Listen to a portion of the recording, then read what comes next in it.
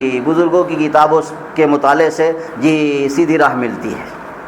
بزرگوں کی کتابوں کے مطالعے سے سیدھی راہ ملتی ہے، اور علماء کی سرپرستی کی وجہ سے آدمی حق پر باقی رہ جاتا ہے۔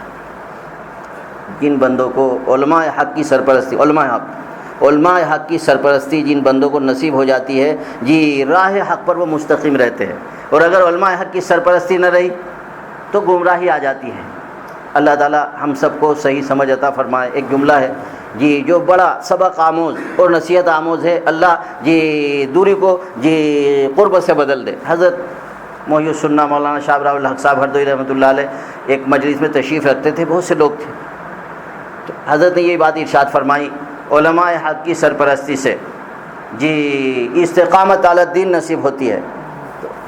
حضرت سے ایک آدمی نے پوچھا کہ دو جماعتیں میرے سامنے ہیں، ایک تبلیغی جماعت جی اور ایک جماعت اسلامی، حضرت بتائیے کون حق پر ہے؟ فرمایا جس کی سرپرستی علماء کی ہو وہ حق پر، جس کی سرپرستی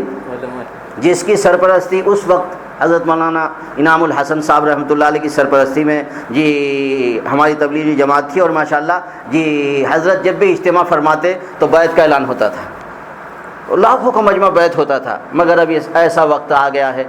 کہ ہمارے بزرگوں کی چیز سے ہم متفق نہیں۔ اللہ ہمارے حضرت شیخ الحدیث مولانا زکریا صاحب رحمۃ اللہ علیہ ارشاد فرماتے ہیں کہ دیکھیے میرے چچا جان حضرت جی مولانا شاہ الیاس صاحب رحمۃ اللہ علیہ کو میں نے دیکھا، پوری چشتیت ان میں، پوری چشتی بنگلے والی مسجد ایسے ہی آسمان پر نہیں پہنچ گئی، چشتیت کا رنگ اس میں بھرا گیا۔ ارشاد فرماتے ہیں کہ ہمارے سلسلہ عالیہ چشتیہ کے بزرگ جی جو کلیر شریف میں ہے، حضرت صابر پیا کلیری رحمۃ اللہ علیہ جی ان کے مہمان آئے، تو خادم نے کہا کہ حضرت بڑے مہمان تشریف لائے ہیں، بڑے بڑے حضرات جاتے رہتے ہیں بزرگوں کے یہاں، اللہ والوں کے یہاں چھوٹی کے علماء جاتے ہیں اپنی اصلاح کے لیے، انہوں نے سمجھ لیا ہے اہل اللہ کے بغیر ہماری اصلاح نہیں ہو سکتی۔ بہت باتیں یاد آتے رہیں گے، سناتے رہوں گا، جو بات ٹھہر جائے تو یاد بھی آپ دلانا۔ دیکھو یاد آئی بات، دارالعلوم دیوبند میں شیخ الحدیث تھے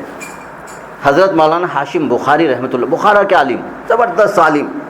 ابھی جو علماء ہیں ان کے بھی استاد، جو علماء وہاں دارالعلوم دیوبند میں بڑے بڑے علماء چوٹی کے، ان کے بھی استاد حضرت مولانا ہاشم بخاری رحمۃ اللہ علیہ، وہ حضرت شیخ الحدیث مولانا زکریا صاحب کی خانقاہ میں رمضان میں 1 مہینے کے لیے تشریف لے گئے، اور حضرت سے کہا کہ حضرت میں اپنی تربیت کے لیے یہاں حاضر ہوا ہوں۔ حضرت کے یہاں قانون تھا کہ عشاء کے بعد، تراویح کے بعد، مجلس کے بعد یا تو تلاوت کرو، ذکر کرو یا آرام کرو، مجلس نہیں، بات چیت نہیں ہونی چاہیے۔ حضرت چائے پینے کے عادی تھے، عادت ہوتی ہے جیسے ہماری بھی ہے، چائے پینے کی عادت ہوتی ہے جی، چائے پینے کے عادی تھے۔ اور ایک بزرگ کا آج ہی میں نے لطیفہ سنا ہے کہ ہمارے یہاں ایک بڑے بزرگ تھے، حضرت قاری طیب صاحب رحمۃ اللہ علیہ کے خلیفہ بھی تھے اور شیخ الحدیث بھی تھے، بڑے عالم تھے، حضرت مولانا ابرار احمد صاحب دھلیوی رحمۃ اللہ علیہ، وہ بھی چائے پیا کرتے تھے۔ تو ڈاکٹر نے ان سے بیمار ہوئے کہا حضرت چائے پینے سے خون جلتا ہے، تو حضرت نے فرمایا کہ نہ پیوں تو دل جلے گا، بتائیے کیا کروں؟ آپ کہہ رہے ہیں کہ چائے پینے سے جی خون جلتا ہے، نہ پیے تو دل جلے گا، بتاؤ کیا کروں؟ تو ہوتا ہے، ان کو چائے کی عادت تھی، انہوں نے پیچھے سے کھڑکی سے چائے والے سے کہا خاموشی سے ذرا مجھے دے دینا، مگر جب وہ چائے لے کر کے آئے تو اطلاع دینے کے لیے کچھ آواز سی ہو گئی۔